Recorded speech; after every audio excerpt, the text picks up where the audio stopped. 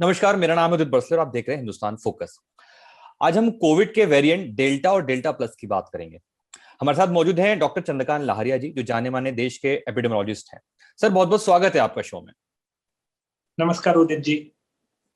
Sir, सबसे पहले एक चीज क्लियर कर दीजिए शुरुआत में कि जो बात चली डेल्टा और डेल्टा प्लस वेरिएंट कोविड का, ये क्या चीज है, दोनों में क्या डिफरेंस है? उदित जी, तो सबसे पहले बात करते हैं डेल्टा वेरिएंट की। तो हम जानते हैं कि डेल्टा वेरिएंट जो है वो भारत में एक बहुत कॉमन वेरिएंट हो गया है और माना जा रहा है कि भारत में जो सेकेंड वेव कोविड-19 की आई थी उसमें उसके लिए डेल्टा वेरिएंट जिम्मेदार था। इस वेरिएंट को वेरिएंट ऑफ कंसर्न माना जा रहा है और उसकी तीन वजह है। पहली बात, यह वेरिएंट उससे पहले जो सर्कुलेट हो रहा था वेरिएंट अल्फा वेरिएंट, उससे 50 से 70% तक अधिक ट्रांसमिट होता है। अर्थात अगर पहला वेरिएंट 2 लोगों को प्रभावित करता था तो ये वेरिएंट 3 लोगों को प्रभावित करेगा, इतना ट्रांसमिसिबल है। दूसरी बात है, इस वेरिएंट में इम्यून एस्केप की क्वालिटी है। उसका मतलब हुआ कि किसी व्यक्ति को अगर पहले से एंटीबॉडी है या इम्यूनिटी है, मान लीजिए कि नेचुरल इन्फेक्शन से की वजह से, तो उसके बावजूद भी उस व्यक्ति में इन्फेक्शन हो सकता है। तीसरी बात है, यह वेरिएंट ब्रेक थ्रू इन्फेक्शन करता है। अर्थात किसी को वैक्सीन लगी हुई है, उसके बावजूद उस व्यक्ति को इन्फेक्शन हो सकता है।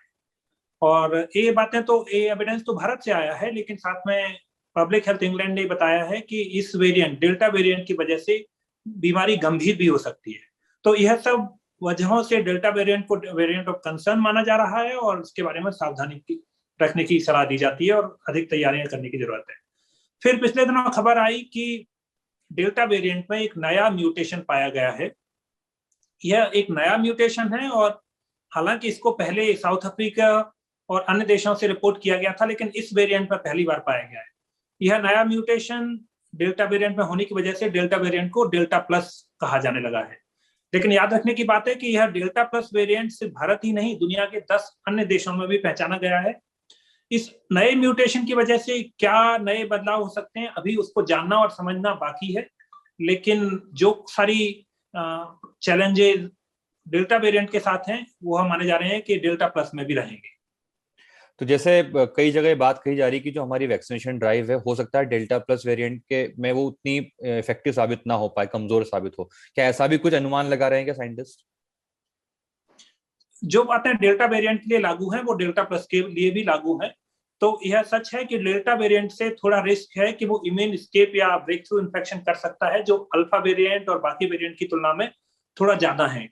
इसलिए सावधानी बरतने की जरूरत है और वैक्सीनेशन को तेज करने की जरूरत है।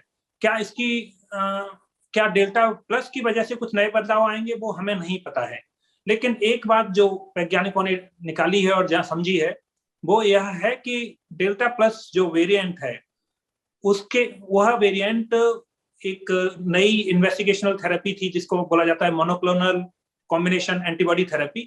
वह उतनी असरकारक नहीं है डेल्टा प्लस वेरिएंट के खिलाफ, इसलिए यह चिंता का विषय माना जा रहा है। उसके अलावा कोई अतिरिक्त जानकारी अभी नहीं आई है और उसको समझने में समय लगेगा। जैसे आज एक खबर आई है जिसमें कि महाराष्ट्र का कहना है कि तीसरी वेव कोरोना की आ सकती है और उसका जिम्मेदार जो होगा वो डेल्टा प्लस वेरिएंट होगा। क्या ऐसी कुछ संभावना नजर आती है अभी? मेरी राय में अभी यह कहना थोड़ा जल्दबाजी होगा कि डेल्टा प्लस वेरिएंट जिम्मेदार होगा, लेकिन यह सच है कि डेल्टा वेरिएंट जो सर्कुलेट हो रहा है वह उतना ही खतरनाक है जितना डेल्टा प्लस। तो फिलहाल डेल्टा प्लस को जिम्मेदार ठहराना ठीक नहीं है। लेकिन साथ में हमें यह भी याद रखना होगा कि चाहे वो डेल्टा प्लस वेरिएंट हो या डेल्टा वेरिएंट हो, हमें तैयारी समान रूप से और एक ही प्रकार से करनी है। अभी अभी कहा जा रहा था लगातार कि कोरोना से बचने का इलाज केवल वैक्सीनेशन ड्राइव ही है। तो क्या हम ये कह सकते हैं कि जिस तरह से वैक्सीनेशन ड्राइव बढ़ती जाएगी उस तरह से डेल्टा प्लस वेरिएंट हो चाहे तीसरी लहर हो, उनका खतरा कम होता जाएगा? फिलहाल कोरोना कोविड-19 पैंडेमिक से बचने के तरीके, वैक्सीन एक उसका रास्ता है, उसके अलावा कोविड अप्रोप्रिएट बिहेवियर उसके दूसरे रास्ते हैं। तो वैक्सीन और कोविड अप्रोप्रिएट बिहेवियर दोनों मिलाकर हमें कोरोना महामारी से बचाएंगे। जहां तक बात आती है वैक्सीनेशन के रफ्तार से, फिलहाल यह कम है और उसको तेज करने से अधिक लोग प्रोटेक्टेड हो जाएंगे और उनमें बीमारी होने की संभावना घट जाएगी। तो वैक्सीनेशन की रफ्तार तेज करना ही इस महामारी को अगली लहर से बचने का तरीका है। लेकिन साथ में हमें यह भी याद रखना होगा कि जिस रफ्तार से इसमें नए वेरिएंट्स आ रहे हैं और तो हम नहीं कह सकते कि आने वाले समय में वो जो नए वेरिएंट उभर के आ सकते हैं उनसे वैक्सीन हमें किस हद तक बचाएगी।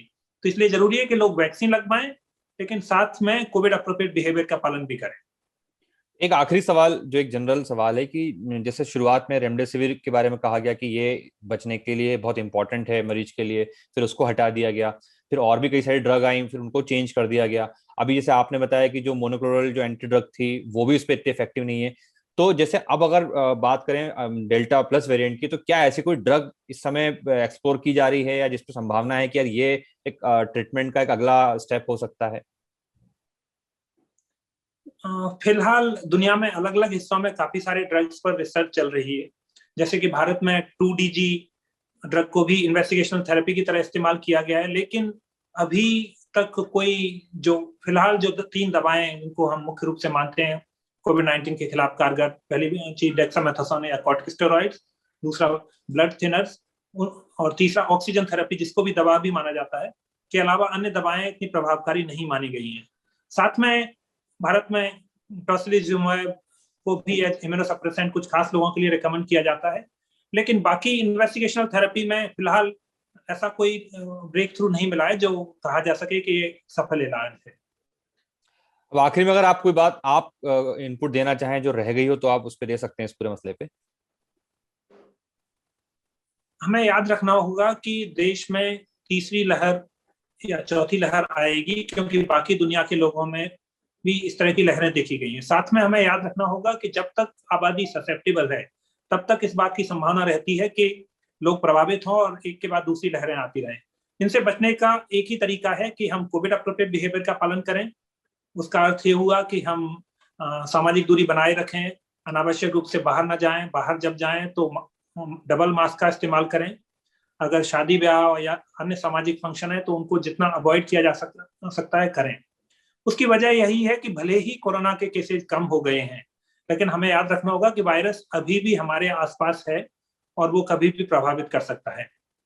साथ में हम देख रहे हैं कि दुनिया में नए नए कोविड-19 के स्ट्रेन्स आ रहे हैं, सार्स कोवी-2 के स्ट्रेन्स आ रहे हैं, और हम नहीं जानते कि वो स्ट्रेन्स किस तरह से व्यवहार करेंगे। इसलिए निहायत जरूरी है कि सरकारें अपना फर्ज निभाएं और स्वास्थ्य तंत्र को मजबूत करें। लोग अपना फर्ज निभाएं कि वैक्सीनेशन करवाएं और साथ में कोविड अप्रोप्रिएट बिहेवियर का पालन करें।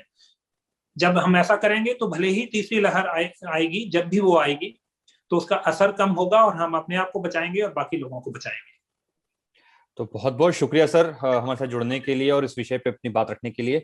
हम फिर आपसे कनेक्ट होंगे किसी विषय के साथ में। तो हिंदुस्तान फोकस में फिलहाल इतना ही, हम फिर हाजिर होंगे नए विषय के साथ। तब तक आप देखते रहिए लाइव हिंदुस्तान।